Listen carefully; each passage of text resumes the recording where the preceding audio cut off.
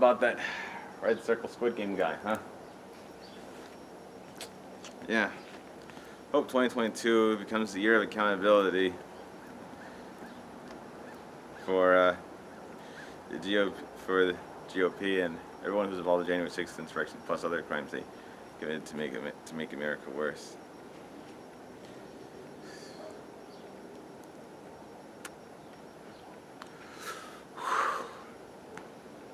So anyhow, it's time to talk about Amphibia.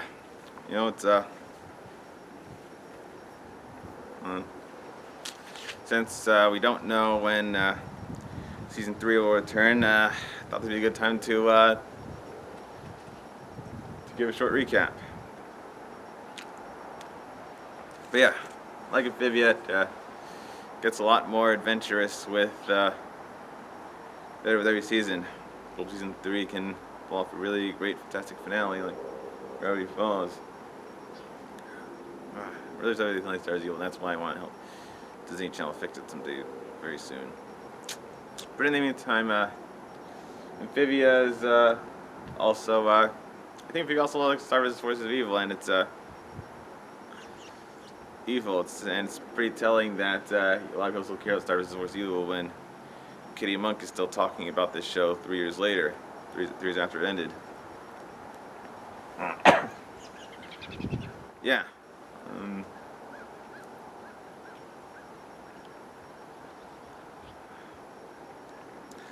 Yeah. What was I going to say? Oh yeah. Yeah. Season 3 is so cool to watch. Oh yeah, Amphibia. I've talked before about how Star Wars Evil has a lot in common with My Little Pony Adventures Magic, but it also has a lot in common with Amphibia too. I mean, they both have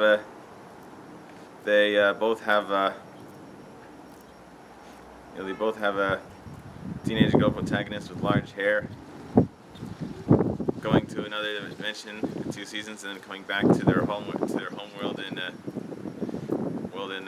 their home dimension season 3. Although Anne Boonchuy, it's the other way around when Stark Butterfly goes to Earth and Boonchuy leaves Earth.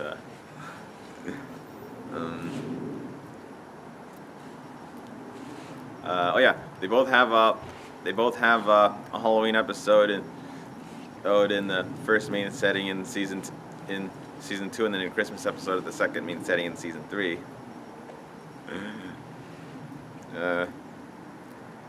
They both have a prominently featured blood moon, and Anne vs. Wild reminded me a lot of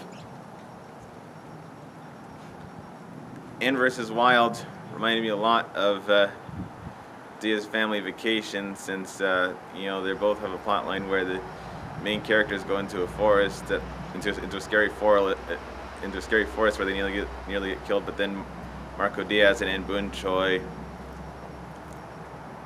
both outsiders from Earth who come to the in Amphibia, they use their know-how to save everyone with their survival tools.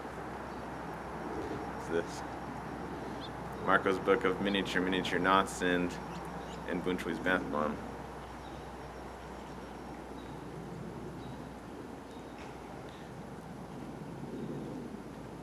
And and last but most, that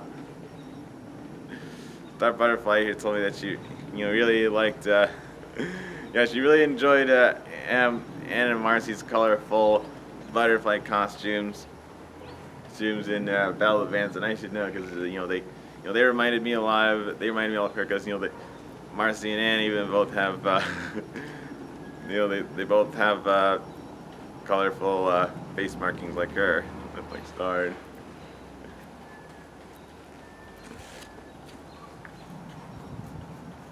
Marcy is the personification of metamorphosis.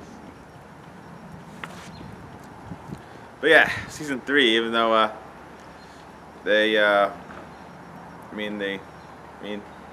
even though it's season 3 is nice to season 2 because they weren't on a big journey because they weren't almost constant because Anne and the Planters weren't constantly on a big journey traveling from.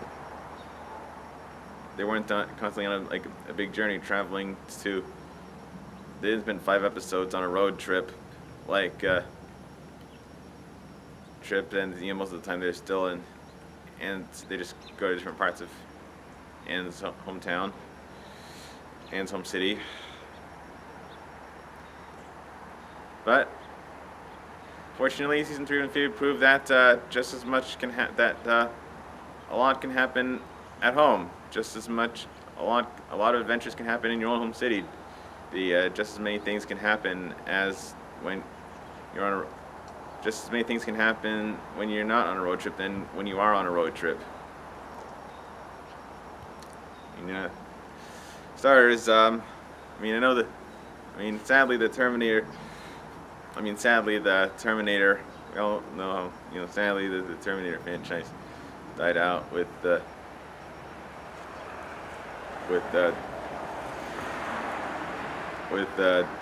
Dark Fate and lost a lot of money for Skydance, Paramount, and 20th Century Fox. But fortunately, the Terminator franchise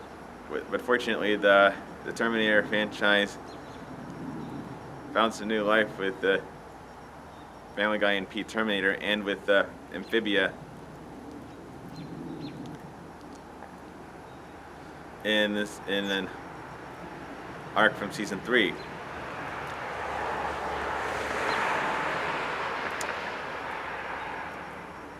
King Andreas, let me tell you all about it. But don't continue watching this video if you haven't already seen these episodes. If you haven't already watched season 3, spoiler alert. King Andreas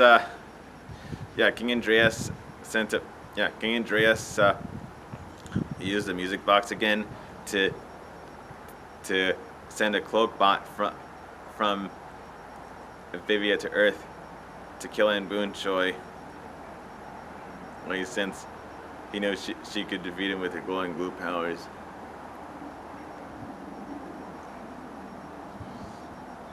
But what about Sasha's glowing pink powers and glowing green powers? What about Sasha's glowing pink powers and Marcy's glowing green powers? Well, they'll probably come to fruition in the finale, but we haven't seen them yet. So be patient.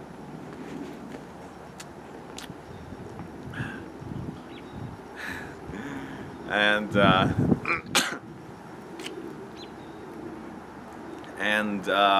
what else?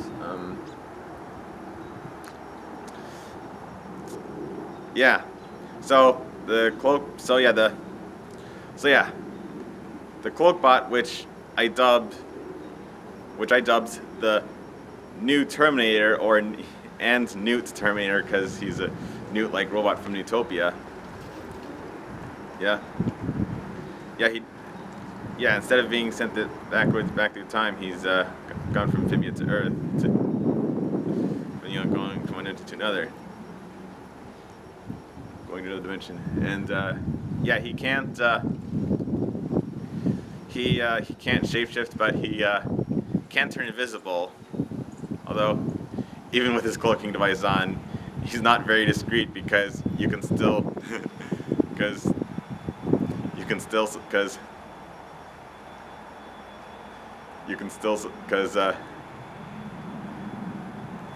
see where he jumped on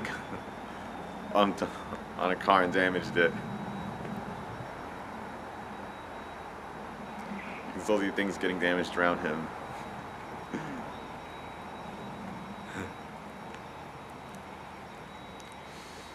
The cloak bot finds also, I think it's kind of cool how he's voiced by Troy Baker, who also played the Captain Grime, because this means that a supporting actor. It's kind of nice how a supporting actor could play a similar type of character in different locations of the same show. It's like how in Craig of the Creek, Karen Fukuhara and Phil Lamar voiced Alexis and Bernard in episodes taking place at Craig Williams' house, and they also play Stuart Queen and Paintball Mike in some episodes taking place at the Creek.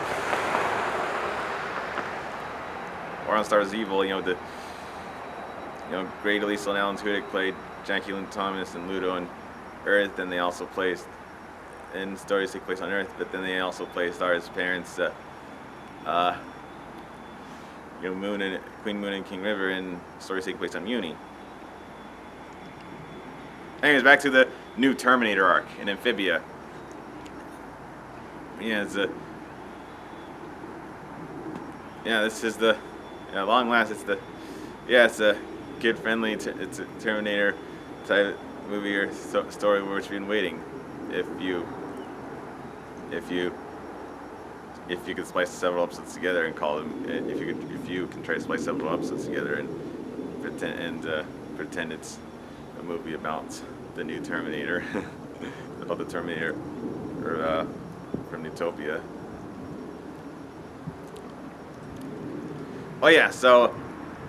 The new Terminator finds Anne the Planters at the supermarket.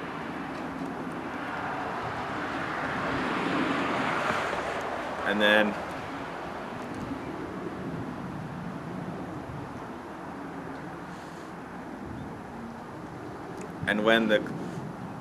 when Cloakbot, the new Terminator, tries to kill the Planters, and starts using her glowing blue powers to hurt the new Terminator.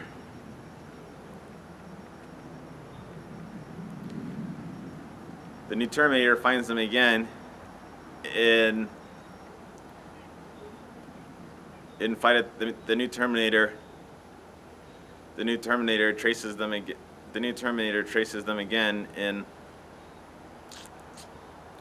in fight at the museum when Sprigg is punching out security cameras.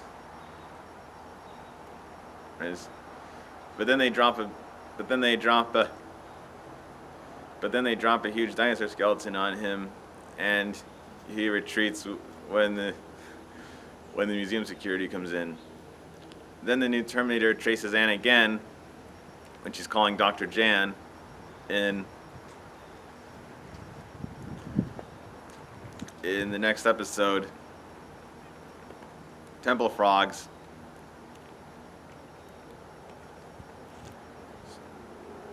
And the new Terminator sends a bunch of fly drones out of his neck to kill Anne, but then the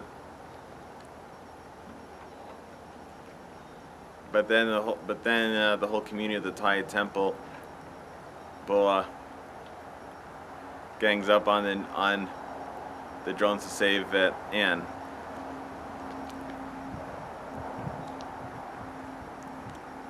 Anne Boonchuy lied to her parents about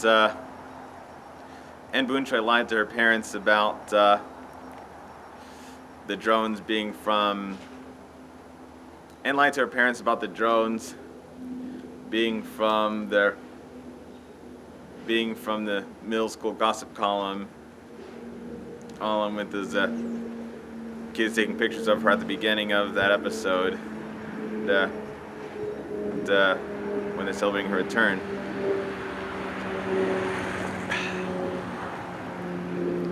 But then she finally tells them the truth in the next episode, Anne-sterminator.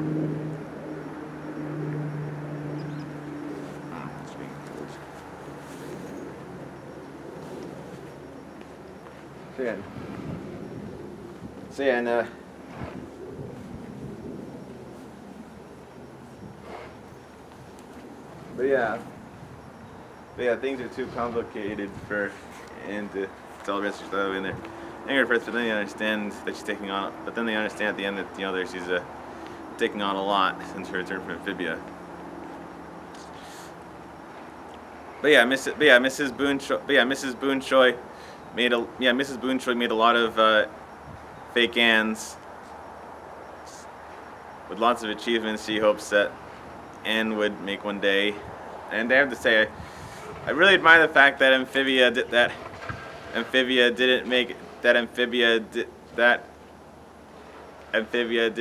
cheapen the grief of Anne's parents, plus Sasha's parents we haven't seen yet, and Marcy's parents that we only get to hear in true voice. We only get to hear the voice in true colors, and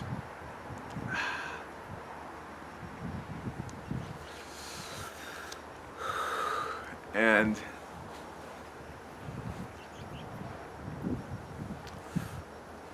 time, like it's not like less time passed on Earth when Anne was gone in Amphibia for 5 months, and just like how time on Earth and Muni progressed the same when Luda and Toffee are watching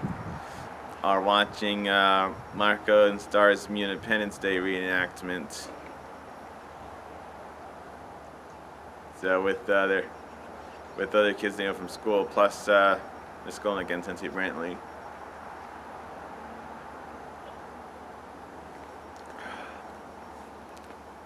I think they're in close. Everyone gloves. Better make this. I need to talk faster. So yeah.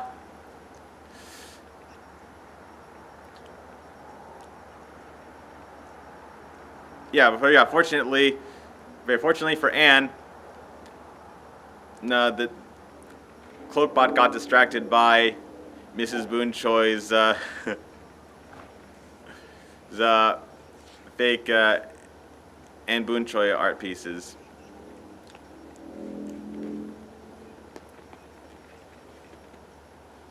And King Andreas gives in Anne-sterminator the conclusion to the new Terminator arc for which we've been waiting.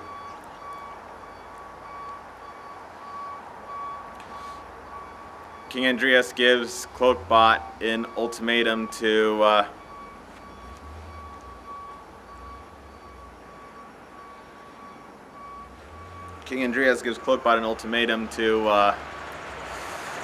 kill Anne Boonchuy, or else he self-destructs in an hour.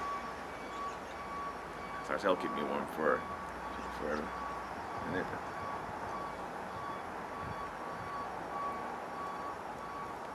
And then, Mr. Boonchuy Mr. Boonchuy drives his family and the planters to a junkyard where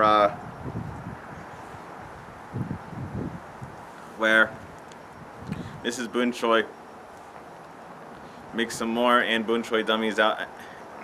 Which makes some more Anne Boonchuy decoys out of junkyard scraps. And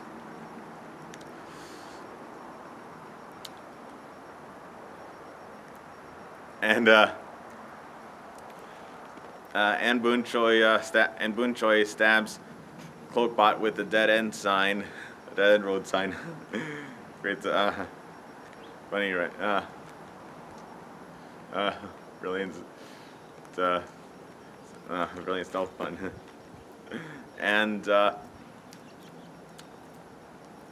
And then she activates her glowing blue powers again, and kicks the new Terminator into the sky, where he explodes at a safe distance from them.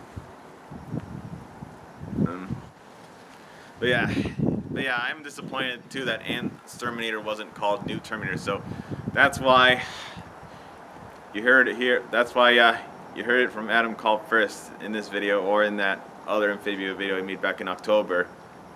The New Terminator pun that the episode Anne-sterminator forgot to use. I thought of it mainly before I discovered the title Anne-sterminator. I thought of that fun mainly from when Family Guy did P-Terminator same year.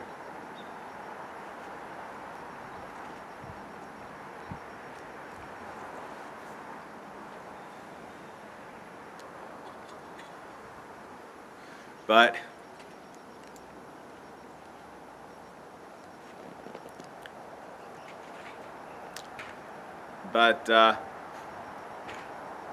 yeah, we're not done yet. But the new Terminator arm, the new Terminator arm comes back to strike Sprigg again in Spider Sprigg, and the end of Anne-sterminator sets up a new arc with Mr. X. I'll talk about it in my next video because this one's getting too long. Thanks for watching.